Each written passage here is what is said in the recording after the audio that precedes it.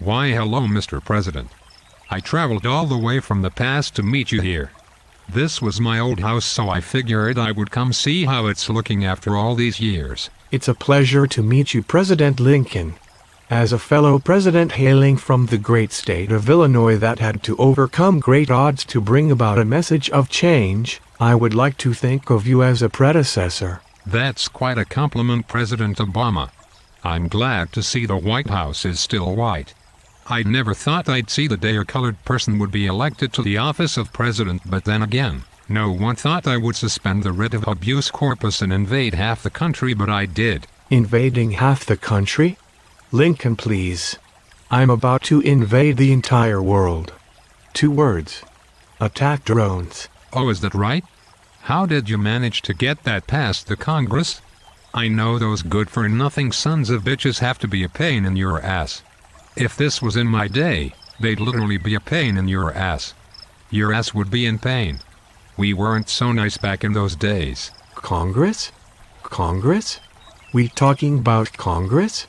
I'm the President of the United States of America. I'm the Commander-in-Chief of the greatest armed forces known to man. I killed Bin Laden and told Hollywood to make a movie about it.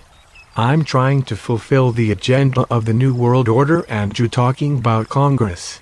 Man, next question. Real nigga. So how did you get the country to accept this? I'm pretty sure the American people will not allow this to happen without a fight. I just took a page out of your book, Abe. Thanks to the Patriot Act, I can now detain, torture, and assassinate anyone I want to without a proper trial. All we have to do is call them terrorists, and the American people think I'm keeping them safe. They don't ask any questions. They just fall in line like they always do. Damn, that's genius, son. Genius. That's not the best part. Not only am I going to make them pay for this war, I'm going to take what little money they have left. I'm going to raise taxes while simultaneously cutting social welfare programs and giving huge subsidies to big businesses. The people thought I was bringing change, but I'm really just gonna take their change and pass it to my bros on Wall Street. Surely the American people won't allow you take hold of the national treasury and all of their money. I only messed over the southern slave owners that were making money more than everybody else. I couldn't imagine messing with everyone's money. They'd be rioting in the streets. You'd be shot dead.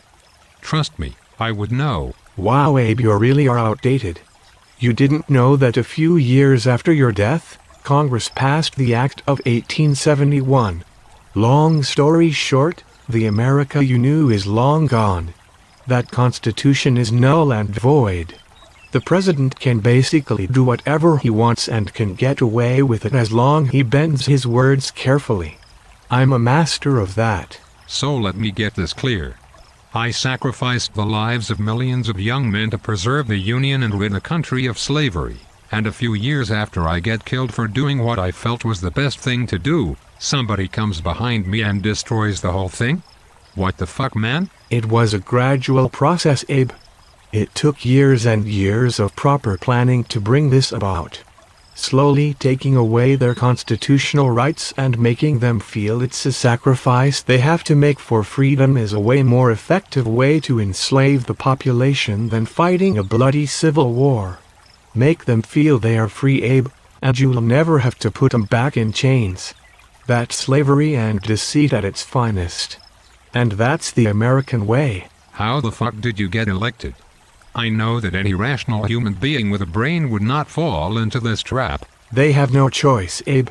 It's my way or the highway. Plus, it doesn't matter who gets elected to office anymore. We all have the same agenda. Same team, different jerseys. So you're telling me that Republicans and Democrats aren't fighting each other anymore? Oh, we still fight. All the time, actually. We even have the media pumping up the hype so everyone will have to pick a side. But behind closed doors, we're really on the same page.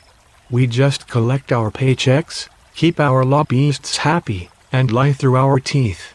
It's a couple rebels that fight for the people, but they don't get any attention or respect, so it's all good. Wow. God bless America.